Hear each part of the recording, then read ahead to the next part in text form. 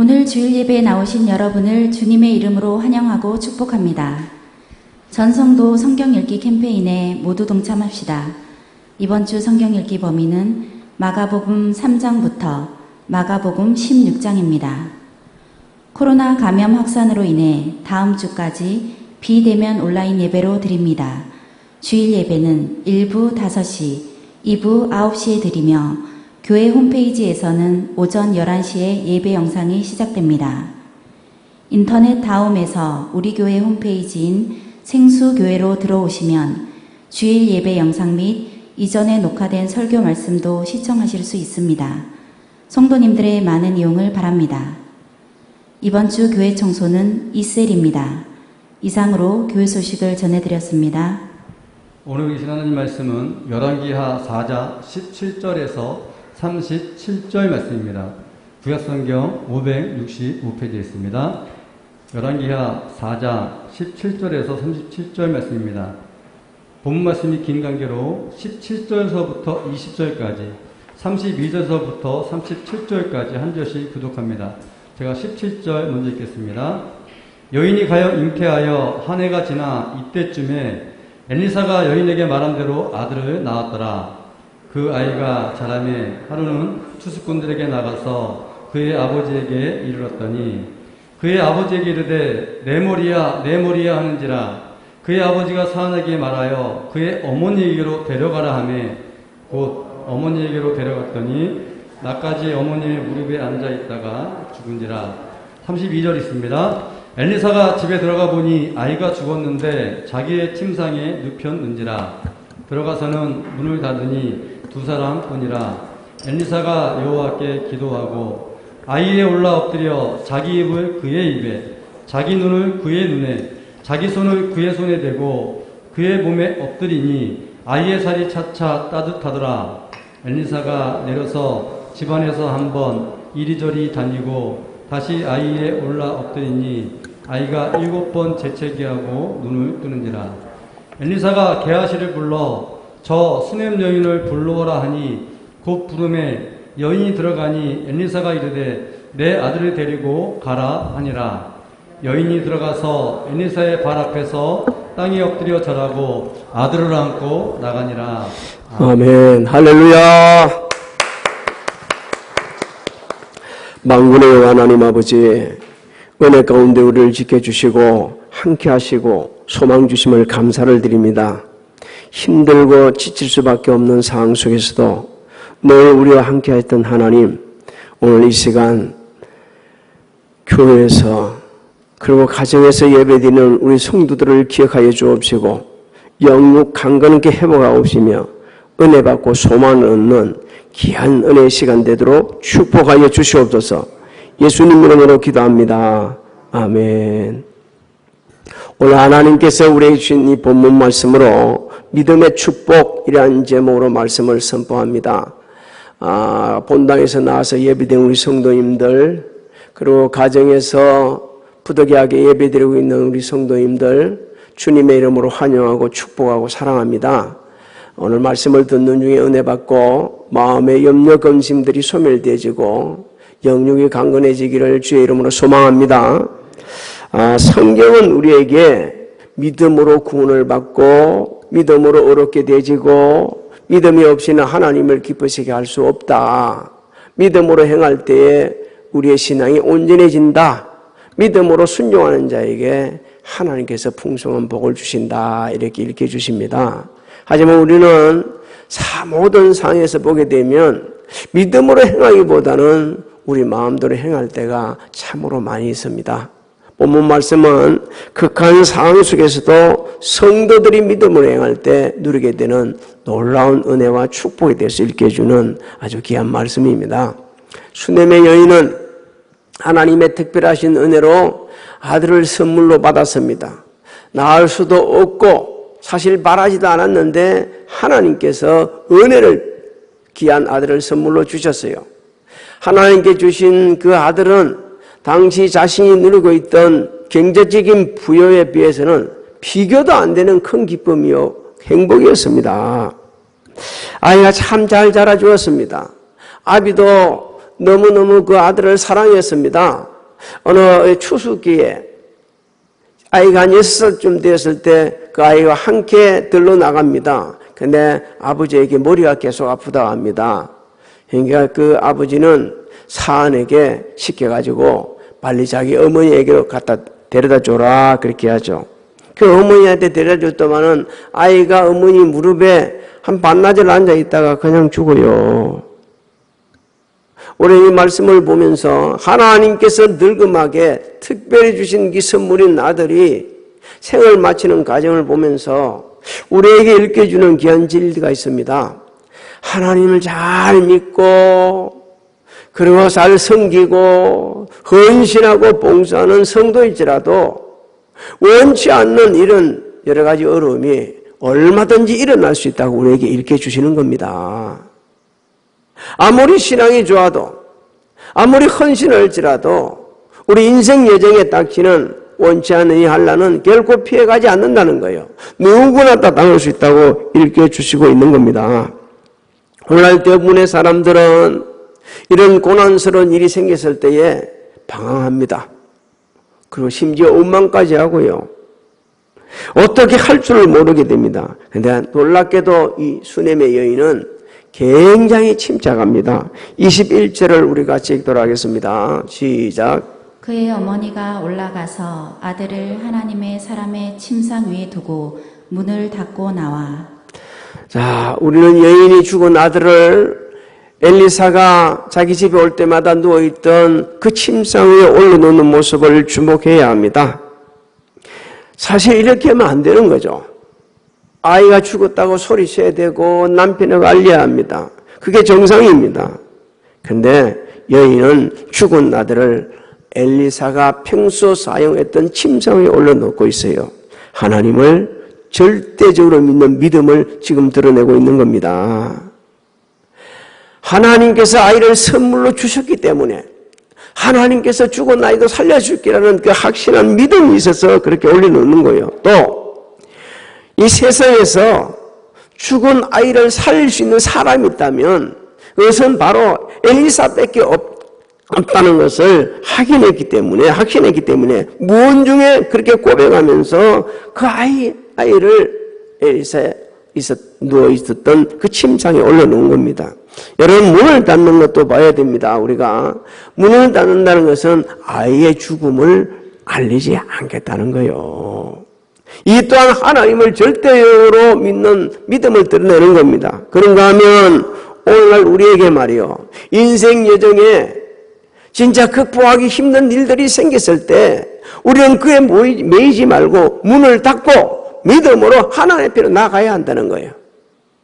계속 그 매이게 되지면 극복할 수 없기 때문에, 어떤 일도 일어날 수 없기 때문에 여인은 남편을 불러 산 한 명과 나귀 한 마리를 요청을 합니다. 내가 하나님의 사람에게 달려갔다가 돌아오겠다 이렇게 말합니다. 남편이 묻습니다. 왜 하나님을 가느냐? 그러니까 여인이 대답하기를 평안입니다 이렇게 이야기합니다. 여러분, 본문 말씀에서 이 평안이라는 것은 일이 없다, 걱정하지 말아라 이런 뜻이거든요. 지금 일이 없는 게 아니요, 아들이 죽었어요. 걱정이 없는 게 아니요, 지금 늙음하게 얻은 아들입니다. 그런데 여인은 평안하다 이렇게 말하고 있잖아요. 이 하나님을 믿는 절대의 믿음을 드러내는 겁니다. 반드시 하나님께 아들을 살려줄 것이다. 한편으로는요, 남편을 안심시키는 지혜로운 처신입니다. 오늘 우리에게 아내나 남편이 들어서 하나 유익이 되려 하지 않는 말들은 안 하는 게 좋다. 안 하는 것이 그게 지혜로운 처신이다 이렇게 말합니다. 왜? 알아서 유익이 되지 않으니까. 당시 여인은 아이가 죽었다는 사실을 남편에게 알려도 하나 유익이 되지 않는다는 것을 알았어요. 그래서 알리지 않은 겁니다. 오늘날도 우리도 그렇게 해야 하는 거예요. 지혜로운 처신이 절대적으로 필요합니다. 좋은 일은 알리고 들어서 별로 유익이 안 되는 것들 꼭 들어서 알아야 될 일들은 말을 내지만 그렇지 않는 것들은 안 하는 게 좋다는 거예요. 24절부터 25절을 읽습니다. 시작. 이에 나귀의 안장을 지우고 자기 사환에게 이르되 몰고 가라. 내가 말하지 아니하거든 나를 위하여 달려가기를 멈추지 말라 하고 드디어 갈멜산으로 가서 하나님의 사람에게로 나아가니라. 하나님의 사람이 멀리서 그를 보고 자기 사환 게하시에게 이르되 저기 수넴 여인이 있도다. 여인이 사안하게 하는 말을 우리가 주목해야 됩니다. 조금 전에 남편에게는 얼마나 태연했습니까? 이롭다, 평안해야 된다, 그러면서 했던 여인이 지금 사안에게는 뭐라고 그럽니까? 내가 말하지 않으면 멈추지도 말고 손살같이 달려가라고 말을 하고 있지 않습니까? 이것은 바로 아이를 살리고 싶은 어미의 애절한 마음을 드러내는 거예요. 너무너무 애절한 겁니다, 지금. 아이를 살리고 싶은 이 간절한 어미의 마음 그대로 지금 우리에게 드러내는 거예요. 제가 일부 예배에도 말씀드렸습니다만 이 남편, 아비는 이런 마음을 가지지 못해요. 어미들만 이런 간절한 마음이 있는 겁니다. 어미만 가질 수 있는 마음이에요. 오늘 예배 드리고 있는 우리 성도님들 모두의 마음일 겁니다. 자식이 어려움을 당할 때 고통스러운 것 다 같이 하겠지만 어미가 더한다는 것을 우리는 알아야 합니다. 엘리사는 수넴의 여인이 급히 오고 있는 것을 보고 있죠. 그래서 사안 게하시에게 마중을 합니다. 우리 영적으로 보게 되지면 하나님께서는 믿음으로 행하는 그 여인의 은혜를 베풀기 위해서 당시 하나님께서 가장 기들어 쓰시는 종을 예비를 시켜 놓으신 겁니다. 하나님께서는 오늘 우리에게 말씀합니다. 우리가 하나님을 절대적인 믿음으로 하나님을 경외하는 마음으로 섬기고 헌신하고 모든 상황에서 하나님 편으로 나오게 되지면 언제든지 우리 하나님은 돕는 손길을 예배해 놓으신다. 믿습니까? 지금도 예배해 놓으시고 우리도 알지 못해 예배해 놓으신다는 거예요. 당시 엘리사는 여인의 아들이 죽은 줄을 몰랐습니다. 27절을 우리 같이 읽어볼까요? 시작. 산에 이르러 하나님의 사람에게 나아가서 그 발을 아는지라. 게하시가 가까이 와서 그를 물리치고자 하매 하나님의 사람이 이르되 가만두라. 그의 영혼이 괴로워하지만은 여호와께서 내게 숨기시고 이르지 아니하셨도다 하니라. 여인이 엘리사의 발을 안고 그런 것은요 자신을 낮추는 겁니다. 그러면서 간절히 간구하는 것입니다. 엘리사가 게하시가 말리니까 엘리사가 말리죠. 오히려 그만두라 그러죠. 그러면서 하는 말이 그의 영혼이 괴롭다고 하지 않습니까? 그의 영혼이 괴롭다는 말은요 그 여인의 마음속에 쓰라린 고통이 있다는 거예요.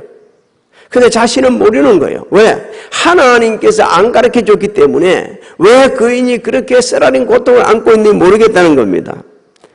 사랑하는 성도 여러분, 오늘 우리 주변에도 겉으로는 웃고 다니지만 이 마음속에 정말 쓰라린 고통을 안고 있는 사람이 있을 수 있어요. 겉으로는 일상적인 생활을 아무 탈없이 하고 있는 것 같지만 남들이 모르는 아픔을 안고 있는 사람들이 참 많이 있을 수 있다는 겁니다. 우리는 게하시같이 함부로 행동도 하지 말아야 되고 함부로 말도 하지 말아야 한다는 것을 우리에게 일깨워주고 있습니다. 여인은 엘리사의 발을 붙잡고 통곡합니다. 내가 내줄게. 아들을 구하였습니까? 나를 속이지 말라. 내가 말하지 않았습니까? 라고 통곡을 합니다. 우리가 잘못 들으면 여인이 지금 원망하는 것 같지만 원망하는 게 아닙니다. 자신의 아들이 죽었다는 것을 알리는 것이고 죽은 아들을 구원해 줄 것을 살려줄 것을 요청하는 겁니다. 엘리사는 금방 알아듣습니다. 그리고 자기 산 게하시에게 허리를 묶으라고 그럽니다. 이 허리를 묶으라는 것은 이 일에 전념하라는 거예요. 여러분 무슨 일을 하든지 그 일에 전념하면 됩니다. 다른 걸 신경 쓰다 보면 없던 일이 생기고 사고가 생기는 거예요. 한 가지 일을 맡았습니까? 그쪽에 전념을 해야 하는 거예요. 그리고 내 지팡이를 들고 가라고 그럽니다. 자신의 사역을 기하시에게 위임한다는 거예요. 가다가 사람 만나면 인사도 하지 말아라. 지체하지 말라는 거예요. 그리고 지팡이를 아예 얼굴에 갖다 놓으라는 겁니다. 이 지팡이를 갖다 놓는 것은 하나님의 능력이 임재하는 그 상징하는 기거든요. 그런데 여인은 엘리사가 같이 가기를 단호하게 그러면서 간절히 요청을 합니다. 30절을 우리 같이 읽어볼까요? 시작. 아이의 어머니가 이르되 여호와께서 살아계심과 당신의 영혼이 살아계심을 두고 맹세하노니 내가 당신을 떠나지 아니하리이다. 엘리사가 이에 일어나 여인을 따라가니라. 하나님께서는 이 극한 상황에서도 여인의 믿음을 테스트하고 있는 거예요. 진짜 하나님을 의지하는지. 게하시가 간다고 하면 보통 사람은 갈 거예요. 근데 안 간다는 게 아니지 않습니까? 엘리사가 가야 된다고 하잖아요. 믿음을 테스트한 거예요. 테스트한 겁니다. 엘리사에게 같이 갈 것을 요청한 것은 하나님을 절대적으로 의지하고 있는 그 믿음을 드러내고 있고 하나님이 함께 해주시기를 간절히 구하는 겁니다. 여러분 31절을 한번 읽어봅니다. 시작. 게하시가 그들보다 앞서가서 지팡이를 그 아이의 얼굴에 놓았으나 소리도 없고 듣지도 아니하는지라. 돌아와서 엘리사를 맞아 그에게 말하여 아이가 깨지 아니하였나이다 하니라. 자, 우리는 게하시를 좀 봐야 됩니다. 시키는데도 지팡이를 가져가지고 아이한테 갖다 놨어요. 근데 아무 반응이 없네. 숨소리도 들리지 않고 깨어나지도 않아요. 왜 그렇습니까? 게하시는 믿음 없이 그냥 지팡이만 뚝 갖다 놓은 거예요. 근데 역사가 일어나지 않는 거예요. 하나님께서는 믿음이 없는 곳에 역사하지 않으면 우리에게 일깨주시는 겁니다. 오늘날 말이요, 믿음 없이 행하는 성도들이 얼마나 많은데 저도 그렇고 우리 모두도 예가 아닙니다. 교회 와서 믿음 없이 앉아 있는 거예요. 믿음 없이 말씀 듣는 거예요. 아무 믿음도 없이 그냥 아는 찬송 부르는 거예요. 믿음도 없이 기도할 때도 있는 거예요. 그때 역사가 일어나지 않습니다. 성경의 원로 믿음이 있는 곳에 역사가 일어난다. 그럼에도 불구하고 우리는 믿음 없는 말을 얼마나 많이 하고 행동을 얼마나 많은지. 여러분 극한 상황일수록 우리는 믿음으로 행해야 합니다. 우리 생각대로 행하면 역사가 일어나지 않습니다. 엘리사는 달랐어요. 침상에 딱 가보니까 죽은 아이가 누워있네. 그 문을 닫습니다. 그리고 하나님께 기도를 합니다. 34절로 35절을 우리 같이 읽습니다. 시작. 아이 위에 올라 엎드려 자기 입을 그의 입에 자기 눈을 그의 눈에 자기 손을 그의 손에 대고 그의 몸에 엎드리니 아이의 살이 차차 따뜻하더라.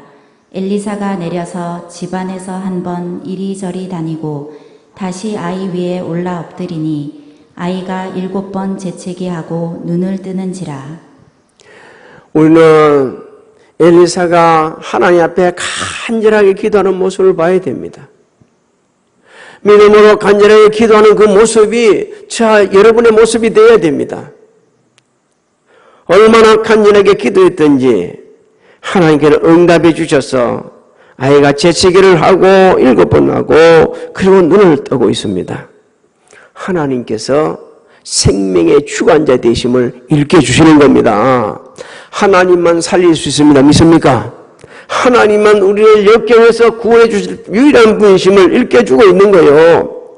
엘리사의 믿음, 그 간절한 기도, 그리고 여인의 간절한 그 마음, 믿음을 보시고 하나님께서는 기적을 베풀어 주신 겁니다.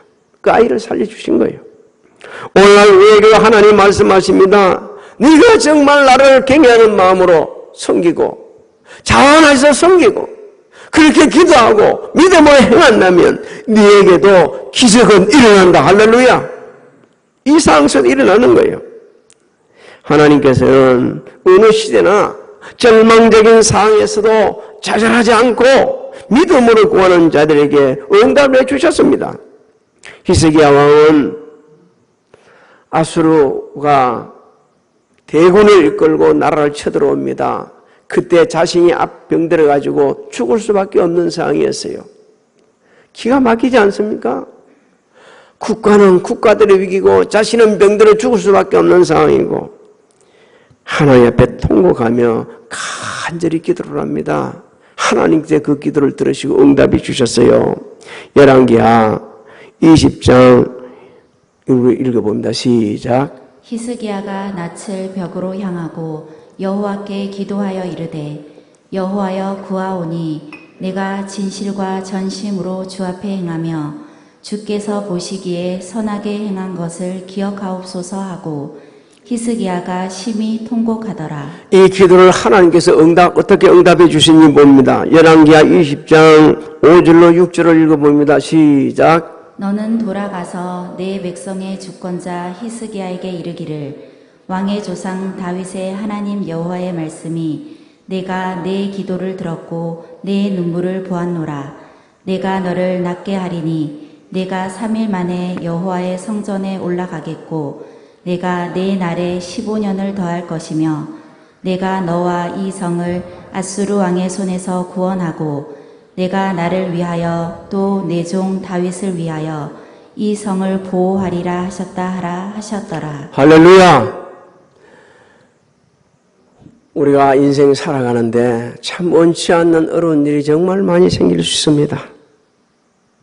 오늘 근사님의 애절하고도 애절한 안정하는 모습한 얘기입니다. 자기 아들을 잘 키웠어요. 아이도 순종을 잘하고 믿음으로 잘 자랐습니다. 공부도 열심히 해서 대한민국 모든 부모들이 보내고 싶은 인류대학에 들어갔습니다. 그리고 대한민국 모든 부모들이 원하는 우리나라 최고의 회사에 입사를 했습니다. 그리고 그 입사를 한 동기들과 함께 워크숍을 하기 위해서 버스를 타고 이동을 합니다. 크게 부딪힌 것도 아니라는 거예요. 그런데 다른 사람 하나도 안 다쳤는데 자기 아들만 죽었어요. 이해가 안 되는 거예요. 믿어지지도 않는 거예요. 어떻게 내게 이런 수가 있느냐?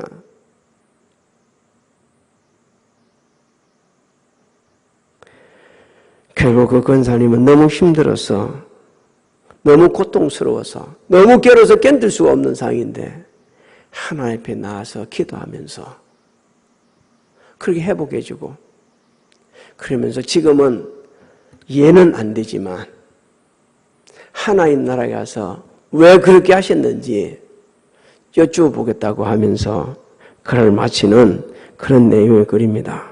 사랑하는 성도 여러분, 우리 모두는 무더운 여름 날씨 코로나19 이걸 힘겨운 시간을 지금 보내고 있어요.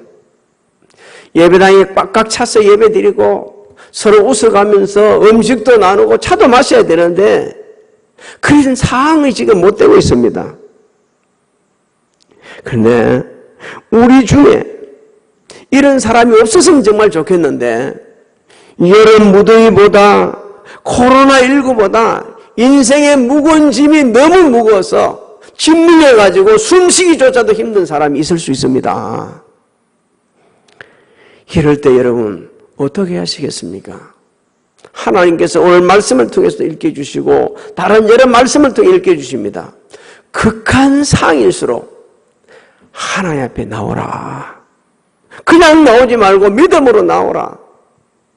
극한 상황일수록 더 하나님을 겨내는 마음으로 더 자원하여 섬기라. 더 헌신해라.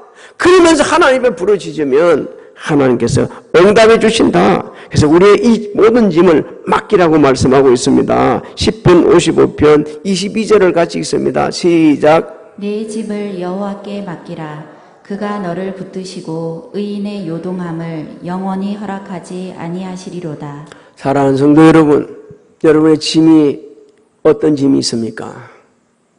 지금 가정에서 예배를 드리는 우리 성도님들 정말 무거운 짐에 짓눌려 있습니까?